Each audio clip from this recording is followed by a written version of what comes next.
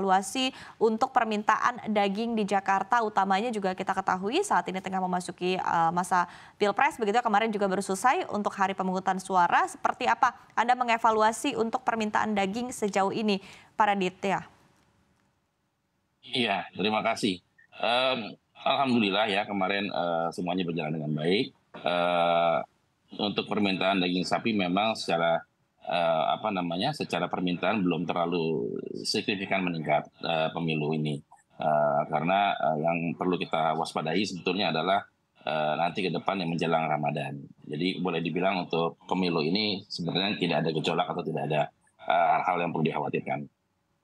Oke, baik. Nah, setelah momentum Pilpres begitu ataupun juga pemilu 2024, kita juga akan memasuki momentum lainnya yang juga penting begitu ya, berkaitan dengan permintaan daging ke depannya, yaitu adalah di bulan Ramadan dan juga Lebaran tahun ini. Seperti apa persiapan proyeksi juga untuk permintaan daging di momentum ini, Pak Raditya?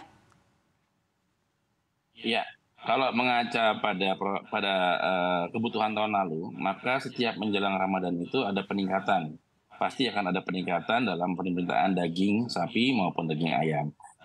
Untuk daging sapi tahun 2023 kemarin itu peningkatannya adalah sebesar 22%. Jadi menjelang Ramadan itu akan ada permintaannya bertambah sekitar 22%. Nah, antisipasinya tentunya ada berbagai cara. Yang paling penting adalah sekarang yang perlu kita antisipasi adalah, dan semoga ini akan segera terjadi, adalah izin impor yang sampai saat ini belum terbit. Kami berharap dari teman-teman importir dan juga teman-teman asosiasi juga di sini berharap untuk segera dapat dirilis untuk dapat menjaga kestabilan harga daging. Karena ada beberapa memang yang sudah mulai berkurang. Oke, baik. Nah, mungkin sekalian tanggapan dari Anda juga, Pak Raditya, berkaitan dengan dari Bappenas sendiri yang juga sudah memutuskan untuk volume impor daging sapi yang jauh begitu yang dari diajukan para pelaku usaha. Ini seperti apa? Ya, memang ini agak mengkhawatirkan. Jadi memang kebutuhan daging sapi itu saat ini kan memang pemerintah juga sudah menyediakan bahan-bahan cadangan untuk menggantikan daging sapi seperti daging kerbau dari India dan lain-lain. Namun ada beberapa hal memang yang tidak bisa tergantikan, seperti kebutuhan-kebutuhan di Horeca itu memang tidak bisa digantikan yang kebutuhan daging sapi ini. Kami berharapnya sih untuk saat ini 140.000 itu dapat mencukupi, dan seandainya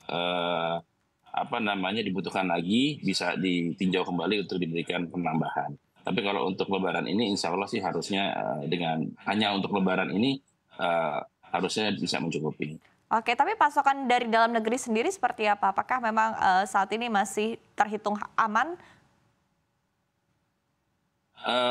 Secara statistik memang pasokan dalam negeri itu harus disupport oleh adanya barang-barang dari impor. Jadi tetap kami berharap kalau misalnya ini bisa segera dirilis untuk mencegah kenaikan harga sih, Mbak. Oke, baik.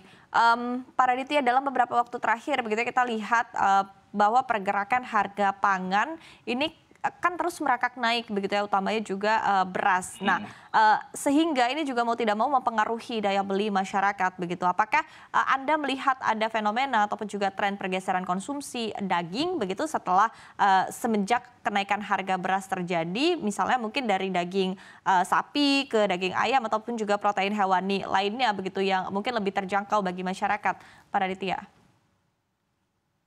Iya. Kalau pergeseran sampai saat ini kami belum melihat ya, Mbak, karena kebutuhan daging itu memang berbeda dengan kebutuhan beras. Jadi kalau boleh kita kategorikan, ada kebutuhan di masyarakat, ada kebutuhan untuk sehari-hari, ada juga kebutuhan-kebutuhan untuk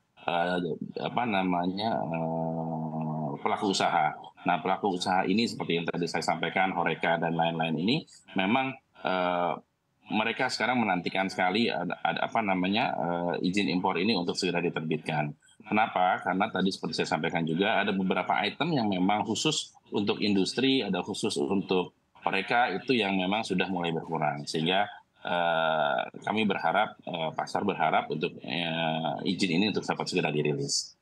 Oke, baik begitu. Tapi mungkin ada beberapa pihak juga begitu ya, seperti misalnya dari pihak institusi ataupun juga pihak lainnya begitu yang memutuskan ataupun juga berharap agar Kementerian Perdagangan ini tidak buru-buru menerbitkan izin impor daging sapi begitu, tapi harus mengutamakan para peternak sapi lokal terlebih dahulu begitu sebelum izin impor diterbitkan. Nah ini seperti apa? Apakah Anda punya tanggapan spesifik berkaitan dengan hal ini, Pak Raditya? Ya, tentunya kami sebagai pelaku usaha juga di sini tentu akan memberikan peluang sebesar-besarnya kepada peternak-peternak lokal. Namun ada beberapa hal juga, ada beberapa hal-hal yang memang harus diperhatikan, dan sekali lagi memang secara secara industri maupun secara kualitas, mungkin ini karena seperti sampaikan tadi, ini karena untuk Horeca ada item-item tertentu yang memang spesifik ininya kualitasnya yang mungkin hanya bisa diperoleh dari barang item-item impor. Oke, baik. Kalau produktivitas dari peternak lokal sendiri seperti apa, Pak Raditya? Sampai saat ini sih kami masih sebagian besar masih di Jakarta khususnya ya, masih tergantung sebagian besar dari produk-produk impor. Oke, jadi masih bergantung dengan produk impor begitu ya, Pak Raditya. Oke, baik. Untuk daging ya. Ya, untuk daging sapi ya. Untuk daging lain seperti apa? Iya, betul. Atau protein hewani lain? Kalau untuk daging ayam sih kita sudah mandiri, artinya sudah produksi lokal sudah mencukupi.